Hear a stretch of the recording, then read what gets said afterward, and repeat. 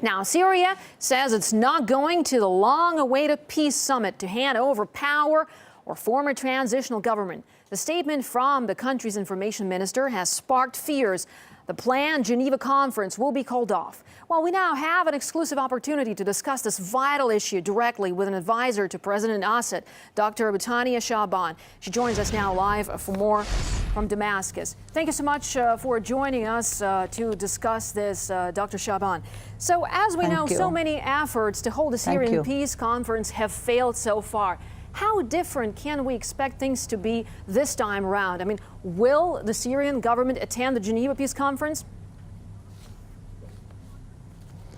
I'm not sure that I'm hearing you well, but I suppose you're asking me about the government position towards Geneva too. Is that correct? Yes, I'm wondering about the participation of the Syrian government, as we heard earlier, that it might not go to Geneva this time around. So what will be happening? How do you expect things to be different this time? And what needs to happen in order for the government to attend this peace effort?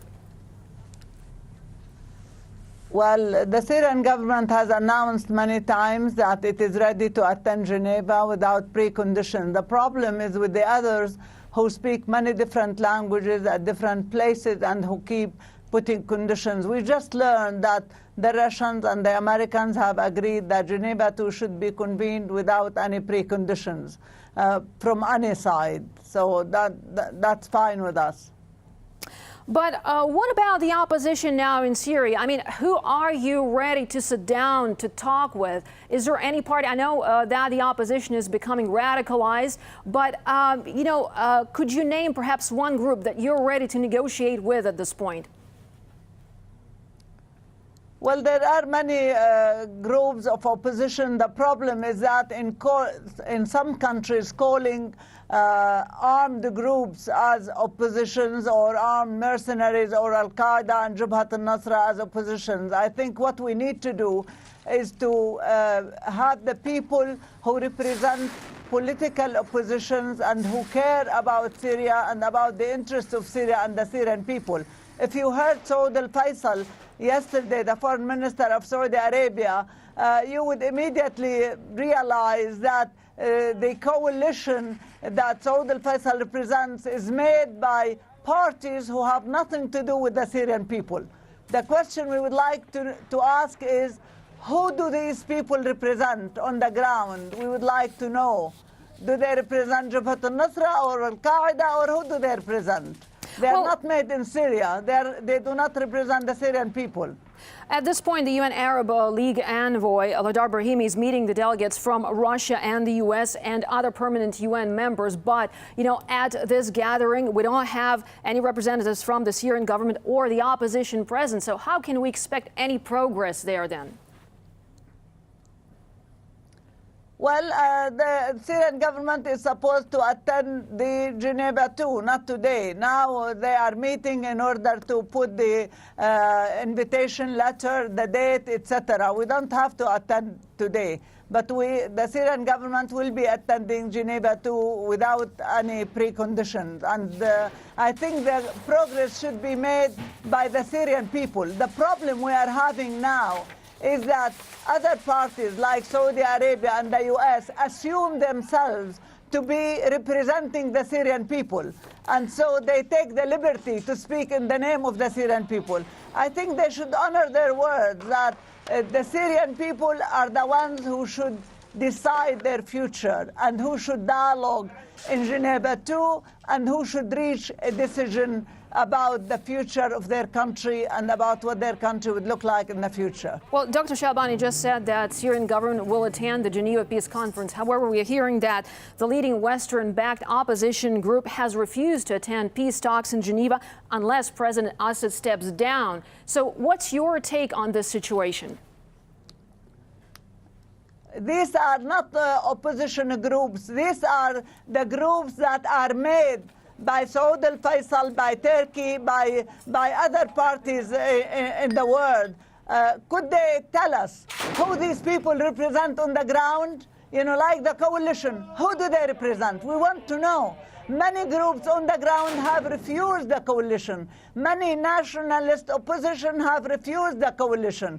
So could they tell us who do these people represent? And as for asking President Assad to step down, I think I would call on Secretary Kerry to speak the same language everywhere and not to change his narrative according to the capital in which he speaks. He speaks one thing in Cairo, something different in Saudi Arabia, something different in Poland, something different with Lavrov. I think the simplest thing is that a Secretary of the United States should honor his words and speak the same language everywhere and make the same stand so that people would understand what is the stand of the United States. They should respect the intelligence of people. Well, you know, there's also another player in all of this, and it's Iran. Russia insists that Iran must be invited to the peace conference, the peace summit, but the opposition is saying that if Iran's in, they are out. So will the diplomats somehow manage to meet each other halfway on this one? Or come to an agreement for that matter? I think you have to differentiate between constructive parties who want a solution to the crisis and between other parties who had been for 2 years putting obstacles on the way of solving the Syrian crisis. Russia, China, Iran are parties who are constructive, who want to solve the crisis in Syria. Other parties who say we will not attend unless something is done, we will not attend if Iran comes, we will not do this. Those are the people who have been putting obstacles because they have fighters on the ground who are killing the Syrian people, who are destroying Syrian cities, who have created this problem for Syria. So we have to differentiate between the two sides and know who does everybody represent. Well, as we know, the first Geneva conference has yielded a roadmap on how to go about solving some of the problems and how to solve the conflict in general.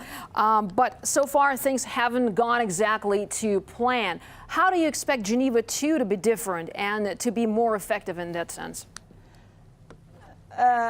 If I may speak in the name of Syrian people who live in Syria, who have been suffering in Syria, I would like to say that the first thing that the Syrian people want is for violence to stop, which is, by the way, the first item in Geneva 1 that was written on the 30th of June 2012. To stop violence by all parties, to stop armed groups, to restore peace and safety to the country, and then it is up to the Syrian people meeting around the table to put the mechanism for a political process for Syria. It's not up to these people who say, who invent stories every day in order to obstruct a solution. What we want is to restore peace and security and then start a political process, but speaking one language with one objective, which is to solve the crisis in Syria and to take care of the Syrian people, not to create a crisis at their expense and to create havoc for them. Well, at the moment, Syria is in the process of destroying its chemical stockpiles. In your opinion, but very briefly, if you could, how realistic is the deadline by the middle of next year for Syria to completely get rid of its chemical stockpiles? Very briefly, if you could, please. You know what? If there is a political will to end this crisis, everything becomes realistic. The issue is not the time, the issue is not the dates and weeks, the issue is the political will. If these parties have political will to put an end to the Syrian suffering, to the Syrian crisis, they can do it within a week because they can only stop the financing, the arming, the smuggling of terrorists across the borders from Turkey, and 50% of the Syrian crisis would be solved in 2 weeks' time, But all depends on the political will. It is not, the issue is neither the time nor the ability of these parties to put an end to the suffering of the Syrian people. Thank you very much, Dr. Bouthania Shaaban, the political and media advisor to Syria's President Bashar al-Assad.